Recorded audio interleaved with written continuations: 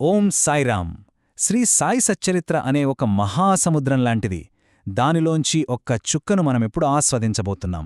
ఈ ప్రయాణం మనసుకి ఎంతో ప్రశాంతతను ఇస్తుంది, మనలో ఉన్న అలజడిని తగ్గిస్తుంది. సరే, మరి ఆ దివ్యమైన అనుభూతిలోకి వెళ్దామా? మనమిప్పుడు తెలుసుకోబోయే ఈ విషయం సాక్షాత్తు సాయినాథుని జీవితగాథ అయిన శ్రీ సాయ సచ్చరిత్ర నుంచి తీసుకున్నదే. ఇది కేవలం పుస్తకంలోని అక్షరాలు కాదు, బాబాయే మనతో మాట్లాడుతున్నట్టు ఉంటుంది. లక్షలాది మందికి దారి చూపిన దీపమిది. ముఖ్యంగా ఈ 3వ అధ్యాయం గురువుకి శిష్యుడికి మధ్య ఎలాంటి పవిత్రమైన బంధముండాలో మన కళ్లకు కట్టినట్టు చూపిస్తుంది. ఇదిగో, ఈ వాక్యం వినండి. ఇదొక అభయం, ఒక మహామంత్రంలాంటిది. జీవితమనే నదిలో ఎన్నో సుడిగుండాలు, తుఫానులు వస్తుంటాయి కదా, వాటిని దాటించడానికి గురువు అనే నావికుడు ఎంత అవసరమో ఇది మనకు గుర్తుచేస్తుంది. ఆ చుక్కానిని గట్టిగా, అస్సలు వదలకుండా నమ్మకంతో పట్టుకుంటే చాలు, గమ్యం చేరిపోతాం. ఈ ఒక్క వాగ్దానమే మన ఆధ్యాత్మిక ప్రయాణానికి పునాది.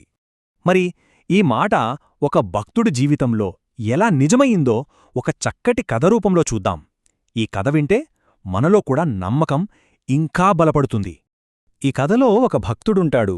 ఆయన మనలో చాలామందిలాగే జీవితంలోని సమస్యలతో, ఏ దారి తోచని ప్రశ్నలతో మనశ్శాంతి కోసం వెతుకుతూ ఉంటాడు. అలా వెతుకుతూ చివరికి షిరిడీకి చేరుకుంటాడు.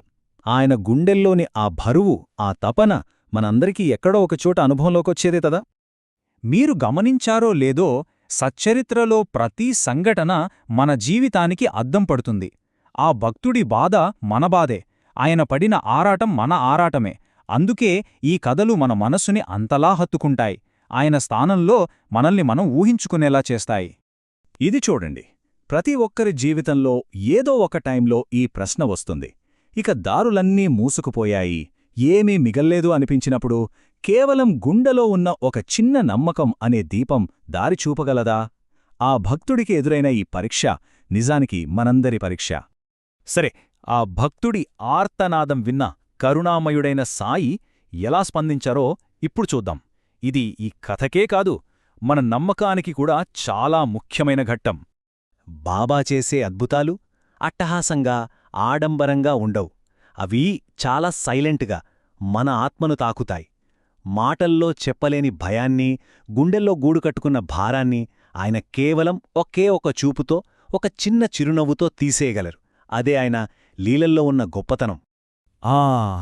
ఒక్కసారి ఈ మాటలు వినండి. నేనుండగా భయమెందుకు, నీ భారమంతా నామీద వెయ్యి, నేను మోస్తాను. ఇవి కేవలం అక్షరాలు కాదండి, అమృతవాక్కులు. ఒక తల్లి తన బిడ్డను ఎలా ఓదారుస్తుందో అలా బాబా ఆ భక్తుడితో అన్నారు. ఆ భారాన్నంతా తనమీదకు తీసుకున్నారు. ఈ అభయం ఆ ఒక్క భక్తుడికే కాదు, ఈ రోజున మనందరికీ వర్తిస్తుంది. ఇదిగో, ఈ భరోసా సచ్చరిత్రలో ఎప్పటికీ నిలిచిపోయేలా రాయబడింది. అంటే అర్థమేంటి? ఇది కాలంతో సంబంధం లేకుండా ఎప్పటికీ ఉంటుంది. ఆ భక్తుడికి ఎలాగైతే ఒక లంగర్లా నిలిచిందో, జీవితమనే సముద్రంలో కొట్టుకుపోతున్న మనందరికీ ఇది ఒక స్థిరమైన ఆధారం. ఈ అందమైన కథ అనే సముద్రం నుంచి మనం గ్రహించాల్సిన జ్ఞానమనే ముత్యాలేంటో ఇప్పుడు చూద్దాం. బాబా మనకిచ్చిన 2 గొప్ప ఆయుధాలు ఇవే: శ్రద్ధ, సబూరి. శ్రద్ధ అంటే గురువుమీద పూర్తి నమ్మకం, అనుమానం లేని నమ్మకం. సబూరి అంటే ఆయనిచ్చే తీర్పు కోసం ఓపికగా ఎదురుచూట్టం. మన ఆధ్యాత్మిక ప్రయాణంలో ముందుకు వెళ్లాలంటే ఈ రెండూ మనకు 2 రెక్కల్లాంటివి అన్నమాట. సో, ఈ కథ మనకు చెప్పే ముఖ్యమైన పాఠాలేంటంటే, 1, మనం మనసులో అనుకుంటే చాలు, గురువుకి తెలిసిపోతుంది, మనం నోరు తెరిచి చెప్పక్కర్లేదు. 2, మన భారమంతా ఆయన పాదాల దగ్గర పెట్టేస్తే ఇక మనం టెన్షన్ పడాల్సిన పనేలేదు. 3, నమ్మకమనే వంతెన ఉంటే ఎంత పెద్ద కష్టాల నదినైనా దాటేయచ్చు. 4, ఆధ్యాత్మిక మార్గంలో తొందరపాటు పనికిరాదు, సహనం చాలా ముఖ్యం. సరే, ఇంత గొప్ప జ్ఞానాన్నే మనం కేవలం వినడమే కాదు, మన రోజువారీ జీవితంలో ఒక భాగంగా ఎలా మార్చుకోవాలో ఇప్పుడు చూద్దాం.